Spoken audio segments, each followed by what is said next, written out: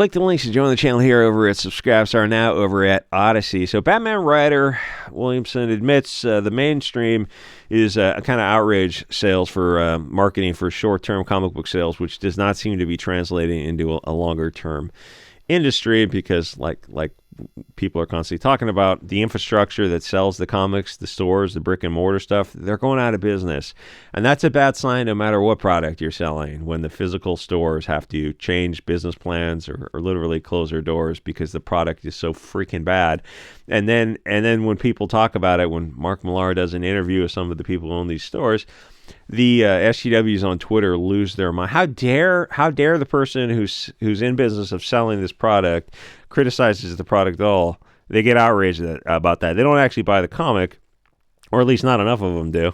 But this is a guy in the business. You would think he would have the right to criticize the product when it's gone downhill sufficient such that the stores actually have to go out of business. But no, stay on the narrative. Don't criticize the product instead of just making a better product, which of course they can't do because they're insane SJWs. They would rather watch an industry just continue to shrink. It'll never go out of business forever because they have to keep the IPs alive, so they're subsidized by their parent companies. So they'll always be these characters. But it's not, even by now, it's just not part of the generational culture that it used to be. But the ship of good comics has sailed decades ago. It's like people talk about good comics. I think of comics, and the best comics, you mean the 50s, 60s, 70s? That kind of seems like the peak of it. And when did they start becoming less people? I know Comicsgate, what is it, the trope about talking about 90s comics. A lot of the 90s comics were way overboard, just milkers too big even for me kind of stuff, and a whole lot of pouches. It was just honestly, I think that the peak of comics was a few decades before that. So it's 2024 now. You're looking at recent comics in the past 20 years, oh yeah, most of this is crap. Oh, well then, if an industry's been dead for over 30 plus years, it's only held on because there's so much old stuff that is still good stuff. And really, if you enjoy the format, you can go back and read old comics. You never have to touch anything new, and you'll never run out of stuff to read. Anyway, so Rage Bait Comics, it seems like it's an admission that there is no long-term industry.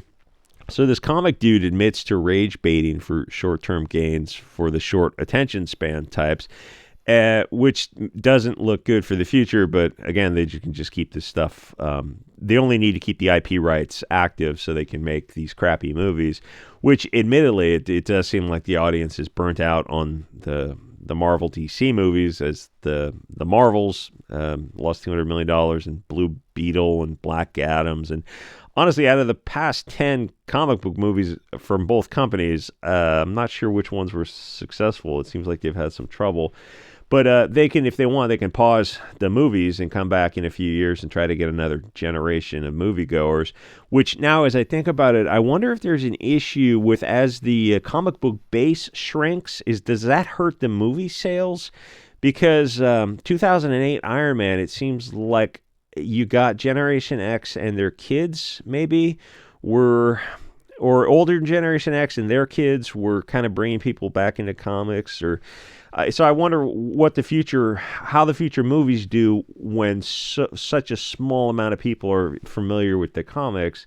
But the thing is, maybe most people who are going to see the movies are just going because they want, not because they care about the comics at all, but because they like Chris Evans in these roles, or Robert Downey Jr. and Scarlett Johansson. It just looked like a fun, silly movie. I don't think probably half of them are not even familiar with the comics at all.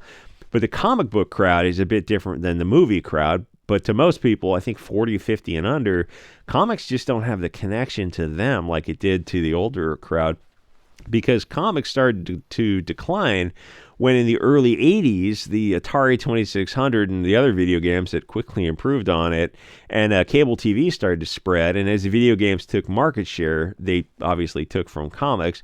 And now, because comics being just the woke SJW cancer that they are, there's just too many competitors for a kid's attention, or he's not going to spend $4 for some woke lecture on the patriarchy and pronouns from an insane, obese cat lady.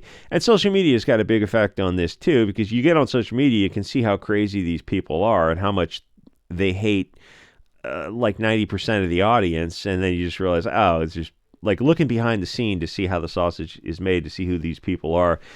It just takes it takes all the magic out of buying the comics. Like, you realize these are just evil people who hate you. You're not going to support them. So he's going to, the kid who used to buy comics is going to get on social media and just call these people the epithets that they very much deserve to be called. So making characters gay, trans, furry, otherkin, his claim is that this is getting people to buy comics. Well, it doesn't seem to be working because stores are closing. That's not a good sign. The other option, how dare you say it, is for the industry to tell more balanced stories. But to do that would require firing the writers and editors and replacing them with more middle-of-the-road people like me who would turn comics around and crap all over the SJWs, the woke soy boys, the whole nonsense of pronouns and, rainbow flag teachers who are brainwashing kids, and the Antifa, the BLM, Soros type of crowd. Just, comics should be more balanced. If you want to have woke SJWs who are doing some stories, but you got to have more normal people who are making fun of those woke SJWs. Hey, gay Superman with his boyfriend are protesting for, I don't know, more police violence or global warming or some nonsense. It's like, well, you gotta have the other perspective to that, whatever that would be. Just coming from a writer-centered perspective, it's, but you don't get that in comics because it's such a woke, politically correct, landmine-strewn field. I mean, if you can go online and go find these comics, the Immortal Hulk, the 50 series that I don't concluded a year ago is just a fascinating example because the first episode is a blonde kid blonde-haired, green-eyed guy going into a liquor store, robbing it, deleting 3 people, and then going back to a green and blue-eyed motorcycle gang. And then Al Ewing uses that episode to give a lecture on the Second Amendment. I think there was another issue like 2 or 3 later that also did another lecture on the Second Amendment. And then, there was some black lady who was lecturing the Hulk on white men are actually the problem in the world because they run around destroying things. And I think this is in the middle of the BLM riots, and you're reading this and you're looking up in the news like, what planet are you living in? What's the color sky in your world, Al Ewing? It's that is very much not in accord with reality. And then there was another where and people go, I love Immortal Hulk. I'm looking at them, I'm like, what the hell is wrong with you? The art might have been pretty cool, but other than that, where there's a trans character, and there's a lecture on how tough this trans person's life is, or something in the Immortal Hulk, and you read this, you're like, you're just preaching. You're just checking a box. And then you look through all 50 episodes, like the whole thing is just you. Oh, and then there's another, gotta remember it. So it's like all 50, it's just so bad. There's this little bald-headed midget character, I don't know if I can say that on YouTube, who's talking about fighting the fashionable ones in Spain. You go, the fashionable ones are the good guys, right? There's a whole perspective on that. Like, your audience who's reading this, there's 2 perspectives. Like, the comic audience is obviously, or the comic writers, obviously, Bolsheviks, communists, globalists, whatever you want to call them. But so the counter perspective would be, well, the people who stop the globalists are going to be the fashionable ones, so they're the good guys. But you're only seeing one perspective of it, and it's not like the old days where people just couldn't get online and get a counter perspective to this kind of globalist nonsense. And the thing is, the comics are so heavy-handed now. Because, they were never this heavy-handed. They were way, way less preachy back in the day. But they're so heavy-handed now because it feels like they're trying to accelerate things to get people on their side. It feels like Art Bell back in the 80s or 90s talking about the quickening, whatever the hell. It felt like both sides are trying to accelerate this cultural narrative to get things to this tipping point. Where was I going with this? I don't know. But the problem is the comic book industry is owned by globalists at Disney and Warner Brothers. So if you look at the comic books and you look at the movies, like, oh, this is all the same woke propaganda. It doesn't matter if they sell. You're putting these themes of, gay left-hand path, POCs are good, and the people of the light are bad in the comics and the movies. And consequently, shocking, I know, they're not selling. Yeah, so you got, what was it, the Eternals? You got two POC dudes who are not even the same type of POC, so they're mixed tribe, so to speak, because, I mean, why not just check every single effing box? And so they got a kid somewhere, and they that, you know, a whole lot of people does not sit well. Oh, well, it doesn't sit well with a whole lot of people, that situation. And you go, oh, well, those people are istophobic. But apparently that's most of the audience, because the movie didn't do well. It was just like a diversity checklist type of thing, where you had these super space gods who were robots. And if you read the who's the guy who wrote that, Kirby, I think he had that great Kirby art. And I went back and I read those.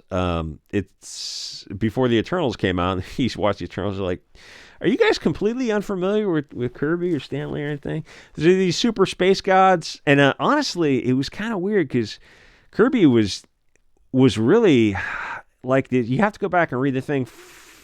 It was this like blonde-haired, blue-eyed stereotype, kind of like an Ubermensch stereotype, and I don't know if that, but it was in a complimentary sense. It wasn't like a modern comic would do, be making them evil. It was kind of a weird